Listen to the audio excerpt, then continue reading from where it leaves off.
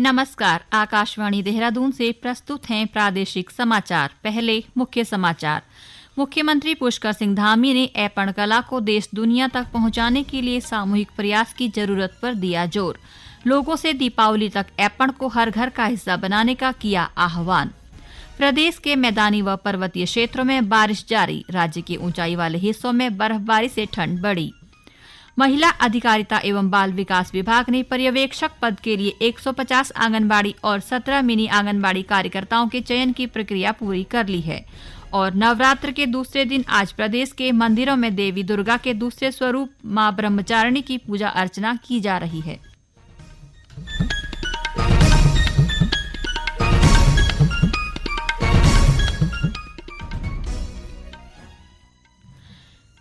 दोपहर समाचारों के साथ मैं नीता कांडपाल। अब समाचार विस्तार से। मुख्यमंत्री पुष्कर सिंह धामी ने ऐपण कला को देश दुनिया तक पहुंचाने के लिए सामूहिक प्रयास की जरूरत पर बल दिया है। उन्होंने लोगों से दीपावली तक ऐपण को हर घर का हिस्सा बनाने का आह्वान किया है। एक वीडियो संदेश के जरिए उन्होंने लोगों से अपने घरों पर ऐपण बनाकर परिवार के साथ सेल्फी सोशल मीडिया पर अपलोड करने की अपील की।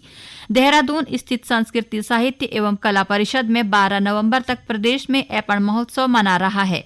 गौरतलब है कि त्योहारों पर उत्तराखंड के लोग सुख समृद्धि के लिए घर की दीवारों और देहरियों पर ऐपण बनाते हैं, जिसे उन्नति और समृद्धि का प्रतीक माना जाता है। प्रदेश के अधिकतर हिस्सों में आज सुबह से रुक रुक कर बारिश हो रही है। राजधानी देहरादून सहित हरिद्वार, चमोली, पौड़ी, उत्तरकाशी, पिथौरागढ़, रुद्रप्रयाग से तेज हवाओं के साथ मध्यम से तेज बारिश होने के समाचार हैं। चारधाम सहित प्रदेश के अधिक ऊंचाई वाले हिस्सों में ताजी बर्फबारी हुई है। इसके चलते राज्य में ठंडक बढ़ गई है। इस बीच मौसम विभाग ने आज राज्य के कई हिस्सों में हल्की से मध्यम बारिश और कहीं-कहीं गरज के साथ ओलावृष्टि का अनुमान व्यक्त किया है। विभाग ने राज्य के ऊंचाई वाले हिस्सों में आज भी बर्फबारी की संभावना जताई है। मौसम विज्ञान केंद्र देहरादून से प्राप्त जानकारी के अनुसार राज्य में कल भी अनेक स्थानों पर हल्की से मध्यम बारिश हो सकती है। चारधाम यात्रा में इस साल रिकॉर्ड संख्या में तीर्थयात्री पहुंच रहे हैं। इस साल चारधाम दर्शन करने वाले तीर्थयात्रियों का आंकड़ा 50 लाख के पार पहुंच गया है। अब तक 50,08,000 से ज्यादा तीर्थयात्रियों ने चारधाम और हेमकुंड साहिब के दर्शन किए हैं। सबसे ज्यादा करीब 17 लाख श्रद्धालुओं ने इस वर्ष अब तक केदारनाथ धाम के दर्शन किए हैं, जबकि लगभग 15,85,000 तीर्थयात्रियों ने बद्रीनाथ धाम में बाबा बद्री विशाल की पूजा अर्चना की है।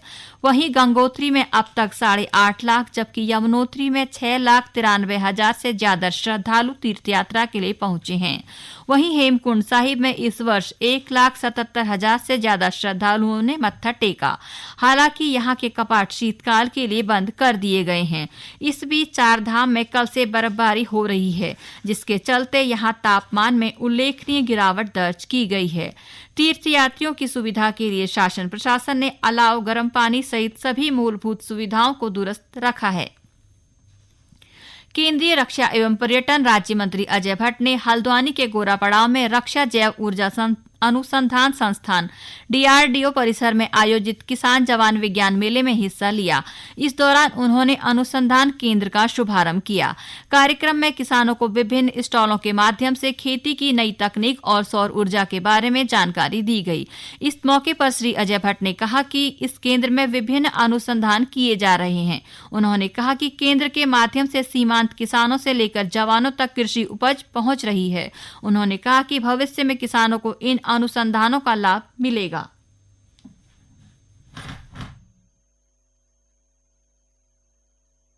गंगोत्री से लेकर अल्मोड़ा, अल्मोड़े से लेकर आप जाइए पिथौरागढ़, लास्ट बॉर्डर पर धारचूला, मुनस्यारी, बिल्कुल जो दूसरे देशों की सीमाओं से सटे हुए क्षेत्र हैं, वहाँ पर जो हमारी फौज, हमारे जवान जो काम करते हैं, उन तक आवश्यक वस्तुएं पहुँचाना भी एक बड़ा कठिन कार्य था। उस कार्य को भी बखूबी डिबेट ने किया है।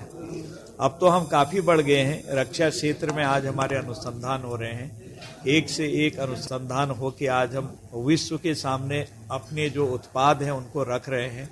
कई चीज़ों में हम आज बाहर को भी साजो सामान भेज रहे हैं। वहीं संस्थान के वरिष्ठ वैज्ञानिक डॉक्टर अनफाल ने बताया कि वह विज्ञान से किसानों को जोड़ने का काम कर रहे हैं।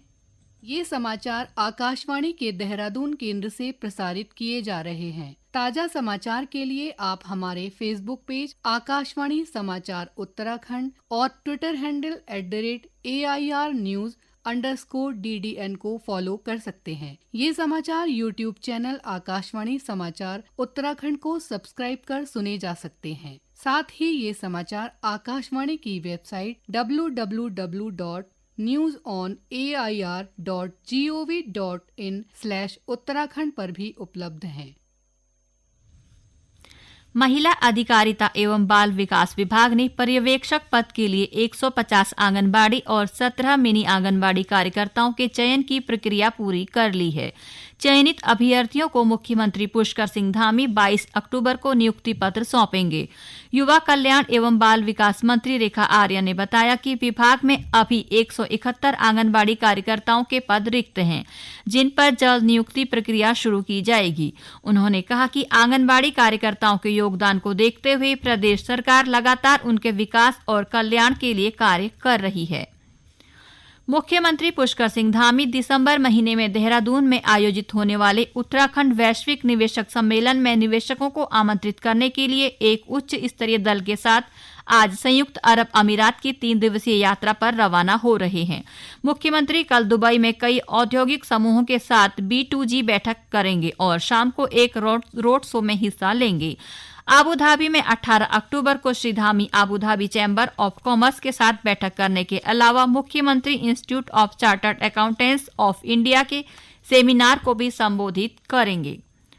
सेना कमांडरों का सम्मेलन आज से नई दिल्ली में शुरू हो गया है। यह शीर्ष स्तरीय द्विवार्षिक कार्यक्रम वैचारिक आधार पर विचार विमर्श के लिए भारतीय सेना को महत्वपूर्ण नीतिगत निर्णयों की सुविधा प्रदान करने का एक संस्थागत मंच है।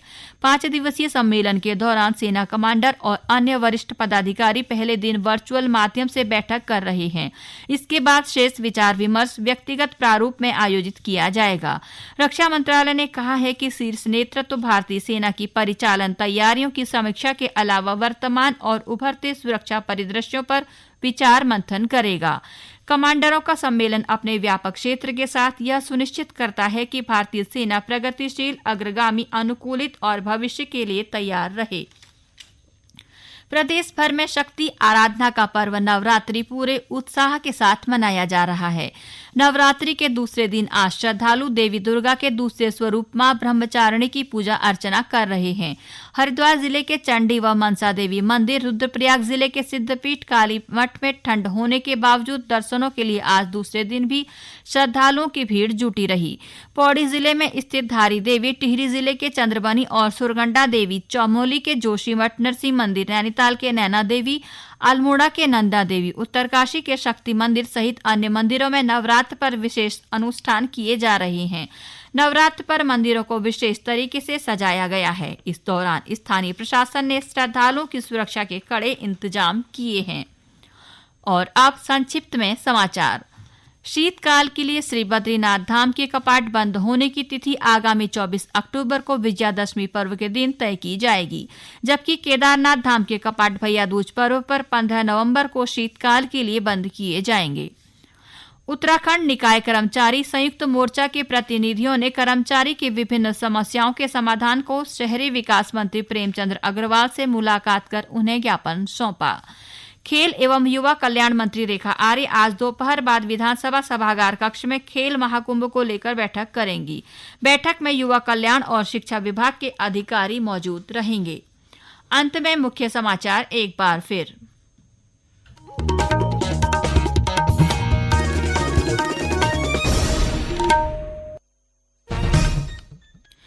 मुख्यमंत्री पुष्कर सिंह धामी ने ऐपण कला को देश दुनिया तक पहुंचाने के लिए सामूहिक प्रयास की जरूरत पर दिया जोर। लोगों से दीपावली तक ऐपण को हर घर का हिस्सा बनाने का किया आह्वान। प्रदेश के मैदानी व पर्वतीय क्षेत्रों में बारिश जारी, राज्य के ऊंचाई वाले हिस्सों में बर्फबारी से ठंड बढ़ी।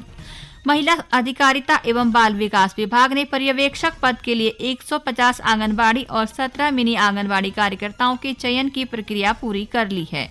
और नवरात्र के दूसरे दिन आज प्रदेश के मंदिरों में देवी दुर्गा के दूसरे स्वरूप मां ब्रह्मचारिणी की पूजा अर्चना की जा रही है। इसके साथ ही प्रादेशिक समाचार का ये बुलेटिन समाप्त हुआ। नमस्कार।